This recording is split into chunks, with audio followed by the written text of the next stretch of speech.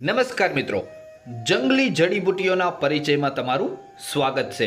મિત્રો, આજે એક આપણે એવી અદ્ભુત વનસ્પતિનો પરિચય મેળવવાનો છે કે જે ખાસ કરીને કોઈ વ્યક્તિના ફેફસામાં કફ જામી ગયો હોય અને એને પાણીની જેમ ઓગાળવો હોય એના માટે આ વનસ્પતિ અદ્ભુત કામ કરશે. ચામડીમાં ઇન્ફેક્શનના લીધે ખરજવું હોય, ધાધર હોય, વીછીએ ડંખ માર્યો હોય, પેશાબમાં સતત રસી આવતા હોય, આવા તો અનેક દુઃખો પર મિત્રો આ વનસ્પતિ અદ્ભુત કામ કરશે. મિત્રો, આ વનસ્પતિ પહેલાંના જમાનામાં અથવા તો બહુ દેખાતી હતી, બરાબર, આપણા વડીલોએ ખૂબ જોયેલ, પણ હવે આ દુર્લભ થતી જાય છે, હવે બહુ જોવા મળતી નથી. આપણે સૌ પ્રથમ આ વનસ્પતિના નામનો પરિચય મેળવી લઈએ. બરાબર, તો ગુજરાતીમાં મિત્રો આ વનસ્પતિને વીછીડો અથવા વીછીડા કહેવાય છે. બરાબર, જ્યારે હિન્દીમાં આને હથાજોડી, બાઘનખી એવું નામ છે. મરાઠીમાં આને આકડા કહે છે, જ્યારે લેટિન નામ છે માર્ટિનિયા ડિએન્ડ્રા. બરાબર, આ આના નામનો પરિચય હતો. અને હા મિત્રો, તમારા વિસ્તારમાં જો આ વનસ્પતિનું કંઈ અલગ નામ હોય ને, એક ખાસ કોમેન્ટ કરજો. બરાબર, અને આનો કોઈ વિચિત્ર ઉપયોગ હોય તમારા વિસ્તારમાં તો એ પણ કોમેન્ટમાં જરૂર જણાવજો. હવે મિત્રો, આ વનસ્પતિ દેખાવમાં કેવી હોય છે, બરાબર, તમે આને જોવો અને તરત ઓળખી જાઓ એ માટેની થોડીક હું નિશાનીઓ આપું છું. આ નિશાનીઓ તમે યાદ રાખશો ને તો તમે આ છોડને તરત ઓળખી જશો. બરાબર, પહેલી નિશાની એ આવે છે કે આ છોડ છે ને 2 થી 5 ફૂટ ઊંચાઈ ધરાવે છે. 2 થી 5 ફૂટ જેટલો ઊંચો થાય છે અને ચોમાસામાં વધારે જોવા મળે છે. બરાબર, અને બીજું, આના પાન હોય ને, પાન એ કડવી તુંબડીના જેવા પાન હોય ને, કડવી તુંબડીના પાન આવે એવા જ હોય છે. અને એનો આકાર છે ને આપણી કિડની હોય ને, એ કિડની આકારના પાન થાય છે. બરાબર, આ એના પાન નહોતા. હવે આના ફૂલ હોય ને, એ તમને વિડીયોમાં પણ દેખાય છે, સફેદ અને જાંબુડિયા રંગના હોય છે. બરાબર, ઘંટા આકાર એની આકૃતિ હોય છે. અને આપણે તલ વાવીએ ને એમાં જેવા ફૂલ આવે ને એવા જ એ જ પ્રકારના આમાં પણ ફૂલ આવે છે, થોડાક અલગ. બરાબર, આ એના ફૂલ છે. હવે આના ફળ છે ને એ કાળા, બરાબર, અને તીક્ષ્ણ કાંટાવાળા હોય છે. બરાબર, તમે એને ફોલશો એટલે એમાં કાળા ફળ નીકળશે અને તીક્ષ્ણ એમાં કાંટા હોય છે. એક કાંટો આમ વાઘના નખ હોય ને એવો કાંટો હોય છે, એટલે જ એનું નામ બાઘનખી એવું પડ્યું છે. અને વીછી જેમ ડંખ હોય ને, વીછીનો એવો ડંખ હોવાથી, એવો એના ફળમાં ડંખ જેવું હોવાથી આનું નામ વીછુડો પડ્યો છે ગુજરાતીમાં. બરાબર, આનો નામનો ઇતિહાસ કહી દીધો તમને. હવે બીજું, આ સૌથી અગત્યની ઓળખ હું આપું છું. આ છોડને તમે ટચ કરશો ને, અડશો ને, એટલે તમને એમાં ચીકણા ગુંદ જેવું લાગશે. બરાબર, ચીકણો જેમાં ગુંદ હોય ને એવું લાગશે. હાથમાં તમને એ ગુંદ ચોંટી જશે. આ આની સૌથી મોટી ઓળખ છે.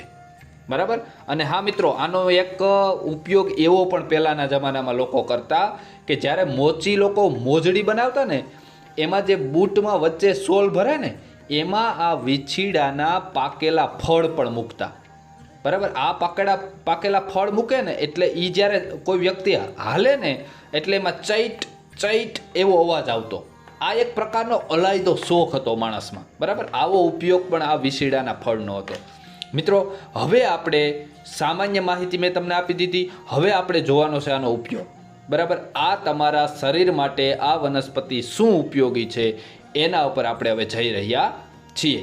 તો પહેલો ઉપયોગ આવે છે કે જો કોઈ વ્યક્તિને ચામડીમાં ઇન્ફેક્શન હોય, બરાબર, ચામડીમાં ઇન્ફેક્શનના લીધે ખંજવાળ આવતી હોય, ખરજવું હોય, ધાધર હોય, આવું થઈ ગયું હોય ને, તો એણે શું કરવાનું ખબર? વિસુડાના સૂકા ફળ લઈ લેવાના, જે તમને વિડીયોમાં દેખાય છે, કાળા કલરના સૂકા. બરાબર, આવા ફળ લઈ લેવાના. પછી એને બારી નાખવાના, બારી અને એની રાખ બનાવી લેવાની છે. આ રાખ બનાવી કોઈ પણ નારિયેળનું તેલ હોય, નારિયેળનું તેલ, શુદ્ધ નારિયેળનું તેલ, એમાં થોડુંક મિક્સ કરી આ રાખ, પછી જ્યાં ઇન્ફેક્શન છે ચામડીનું ત્યાં ચોપડવામાં આવે તો તમને ખૂબ લાભ થશે. આ આનો પહેલો ઉપયોગ હતો.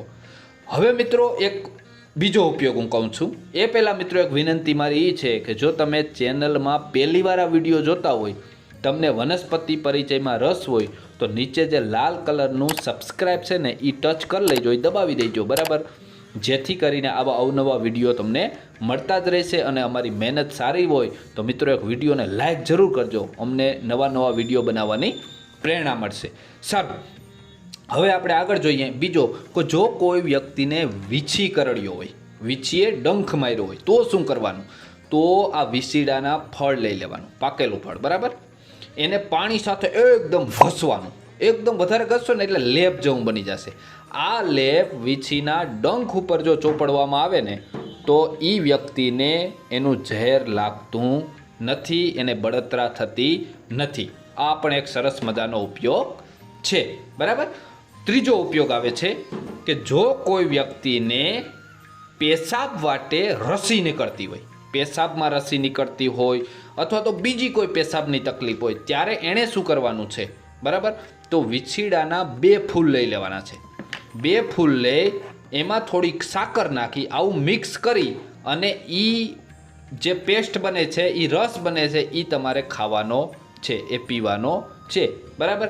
આવી રીતે કરશો તો એને પ્રમેહ કહેવાય, આયુર્વેદની ભાષામાં પ્રમેહમાં ખૂબ લાભ થાય છે. મિત્રો, હવે આ જે ઉપયોગ હું તમને કહેવા જઈ રહ્યો છું ને, એ કોરોના કાળમાં ન્યુમોનિયા જેને થયો ને એના માટે પણ આ બહુ ઉપયોગી વસ્તુ છે, બરાબર. શરીરના ફેફસાઓમાં કફ જામી ગયો હોય, બરાબર, અને એને પાતળો કરી અને કોઈ વ્યક્તિને એને કફ કાઢવો હોય ને તો એના માટે શું કરવાનું? બેસ્ટ ઉપાય તમને આપું છું. આસો અને કારતક એટલે અત્યારનો સમય, બરાબર. અત્યાર સમય પછી આ પાન થોડા પીળા પડી જશે. આવા પીળા પાન થઈ જાય ને એટલે એને તોડી લેવાના. એને તોડી સાંયે સૂકવી દેવાના. સાંયે સુકાઈ જાય એકદમ, પછી એને ચૂર્ણ કરી નાખવાનું છે, ભૂકો કરી નાખવાનો છે, બરાબર. આ ચૂર્ણ તૈયાર થઈ જાય એ તમારે રાખવાનું છે. પછી જો એનો ઉપયોગ કેવી રીતે કરવાનો? આવો જેને કફ જામી ગયો હોય ને એને 2 થી 5 ઘઉં ભારો, ઘઉં જેટલો વજન, યાદ રાખજો, 2 ઘઉંનો કેટલો વજન હોય એટલો જ વજન, 2 થી 5 ઘઉં ભાર જેટલો વજન, એની સાથે મધ નાખવાનું છે. મધ હારે એને મિલાવી અને એ ચાટવાનું છે, બરાબર. આવી રીતે કરે જે વ્યક્તિ, બરાબર, દર 6 કલાકે આવું કરવું. આવું કરે ને તો ન્યુમોનિયા, ફેફસામાં કફ હોય ને એ પણ ઓગળી જશે, બરાબર. અને હા મિત્રો, આ પ્રયોગ છે ને વધુમાં વધુ તમારે 10 દી કરવાનો છે. ભૂખ્યા પેટે કરો તો વધારે સારું. 10 દિવસ આ પ્રયોગ કરવાનો છે, એથી વધારે આ પ્રયોગ કરવાનો નથી, બરાબર. આ હતો સૌથી અગત્યનો ઉપયોગ, બરાબર. અને હા મિત્રો,